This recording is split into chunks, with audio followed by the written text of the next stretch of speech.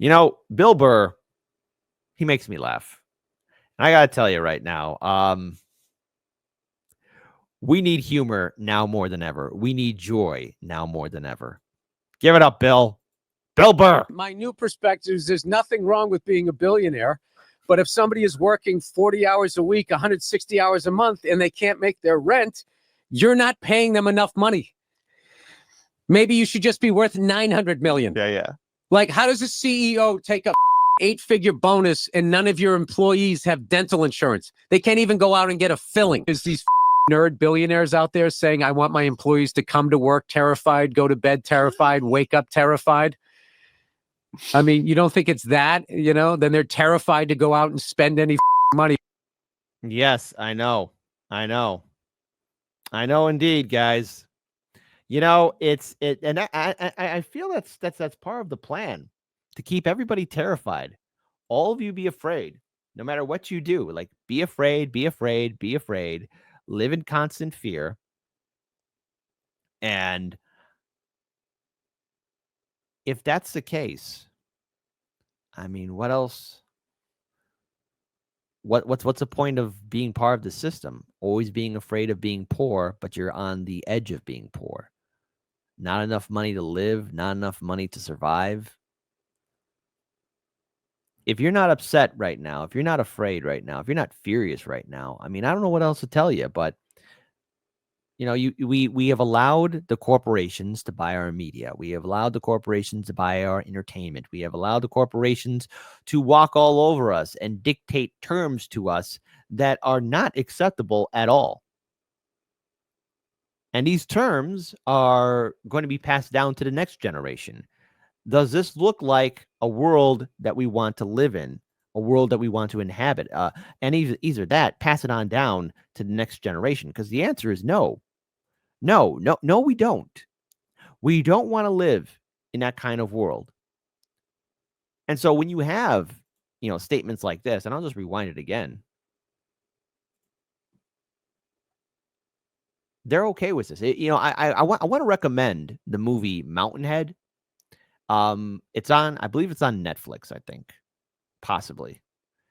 And while it is a satire on the rich billionaires that rule over our society, in my opinion, I don't want to say that that's exactly how they act, but I did do a movie review of it, a short one. It's on our YouTube short. In fact, I'll pull it up while I'm playing this. My new perspective is there's nothing wrong with being a billionaire. But if somebody is working 40 hours a week, 160 hours a month, and they can't make their rent, you're not paying them enough money.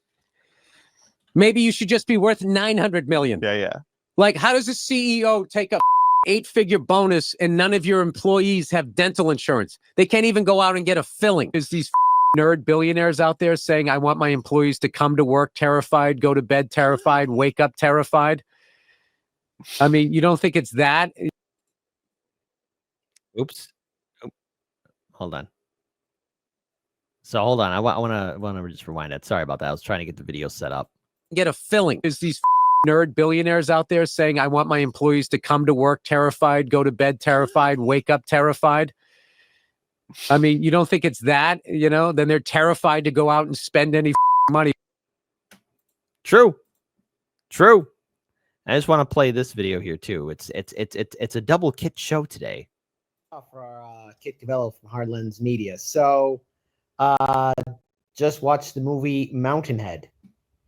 Listen, if you ever want to see a movie about how our tech overlords could possibly be acting when the cameras are not on, when they're not by their smartphones, this is the movie for you. It's on HBO Max.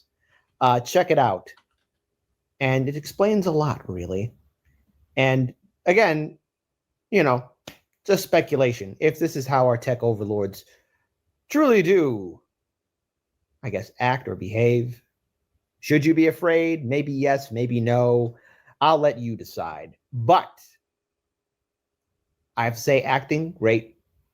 Location, set design, great. Everyone's in their prime. Mountainhead, HBO Max, check it out. And if you notice some similarities between the characters and the rich billionaires that they're playing as, well, I don't know. guys and gals, prepare yourselves. But all in all, great movie. I recommend it. Peace. All right. Thank you, Kit, for that awesome report right there. There you go. Yes, Mountainhead rhymes with Fountainhead. Absolutely. See, our tech billionaires want us to be afraid. They don't want you to be thinking for yourself, and they sure as hell don't want you to be thinking like, maybe I should be asking more. Because if you start asking more, they're going to start putting their thumbs on you harder, all right? Because they want you to be in absolute poverty. They want you to be in fear. That's not a world you want to live in. And Bill Burr is absolutely correct. Now I would say, like, for all of us, our social responsibility is to hold these politicians accountable for every single one of their and their corporate overlords, their corporate donors, these billionaires. I mean, break it down. We're ruled over by people who are okay with covering up crimes, causing more wars, bailing out banks, corporations, and Wall Street, destroying our economy. And what's the end result of it? Well, home ownership, a dream. Paying for gas, hell, that's going to be a dream. They're going to put us in 15-minute cities. If they really could do it, if these politicians and their corporate owners really would want to, they'd make sure that they remove us out of the way so that we're just subservient little cogs in their dystopian, neo-feudalistic dream world where nobody challenges them and we all follow their commands. Who's getting sick to their stomach? I know I am. I am.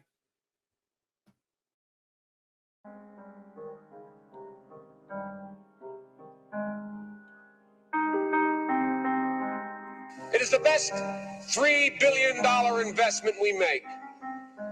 Whether or not in Israel, the United States of America would have to invent an Israel to protect her interest in the region.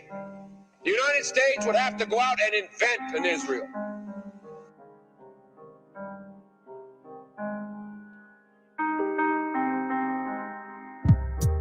I don't mean to sound alarmist, but most of what they let you read is garbage. Most of it's designed to warp our minds until subconsciously you find you'll take the time to lick their boots free of grime and wipe their minds free of tarnish. Oil is the centerpiece, a body count of millions is the garnish. So how's it feel to know we funded every carcass? That every year our taxes pay for carpet bombing Gaza under shroud of darkness? Or that we spend enough a year to house and feed each homeless person in the streets on turning families in apartment buildings in the Middle East to bloody craters full of charred garments? And our media is silent at best. At worst, they can find it in themselves to call war crimes clashes and label children burned to ashes terrorists who played a stupid game and reaped the harvest. And every time we try to paint the truth, the news sends their slugs to suck off all the varnish and distort it into something harmless. See, the media will hang you by your feet and keep you half asleep. So yes, I'm here to set you free, but freedom won't be sweet because you'll fall 1,000 feet when I come cut you out your harness. They say those who dream the deepest fall the farthest. They also say that home is where the heart is. But if home for you is Gaza, Netanyahu's got you painted as a target. Perhaps it's not the impact, but it's what you see when falling that will hit the hardest. Maybe it's the sound of all those children crying out in those apartments that will hit the hardest. Maybe all those little bodies scattered in the dirt will hit the hardest. Maybe seeing human lives assigned such little worth will hit the hardest. Maybe it's the knowledge that you're paying for the darkest of atrocities committed on this earth that will hit the hardest. Maybe it's the knowledge that we give 10 million a day to oppressors who possess the kind of Medicare you'll die in debt before you see that's gonna hit the hardest. Maybe then you'll see you've always had more in common with the commoners whose slaughter we fund every day in Gaza than our senators and bosses. Maybe then you'll see our country never had a conscience. Maybe then the retroactive guilt will make you nauseous. Maybe what hits harder than the impact is the act of being conscious, of knowing your complicity and helplessness to try and stop the bloody deeds of Congress. And that no matter who's in office, America preserves its foreign interests by whatever means its greed demands, however monstrous. You see, we'll always need a place to drain our contras. And Biden's got a backup plan should harm befall the Holy Land. Wipe it off the map, he'll draw it back on with an iron hand. He demands an Israel or reasonable effigy to exercise democracy and colonize the Middle East. Regardless of the human cost of phosphorus atrocities, bought and paid with money they rerouted out the budget for the non-essential things like ever making Flint's water clean. So maybe what hits hardest is the day you see this country for its actual priorities, and nevermore no honest peace attempting sleep.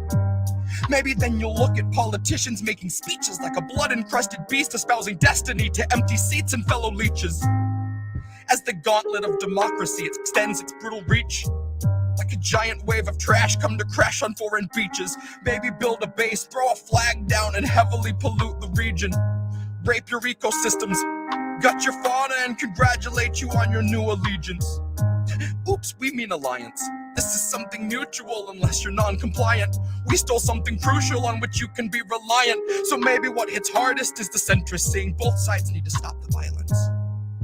And those would be the very same centrists saying we should all accept police brutality, who hem and haw and clutch their fucking pearls and spend their time condemning riots. But very soon will come the day the centrists all get censored like the rest of us, and pious as they'll try to be, they won't stay quiet. But they'll just end up shouting in the void that they were also quick to render us subscribers. And it will be too late to light the fires. So far away tonight, they burn the spires of a region set ablaze for which you've paid for every pyre. Which is why your checks weren't all $600 higher.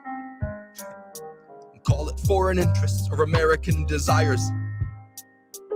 This is why your checks weren't all $600 higher. Far away tonight, they burn the spires of a region set ablaze for which you've paid for every pyre. Foreign interests or American desires. This is why your checks weren't all $600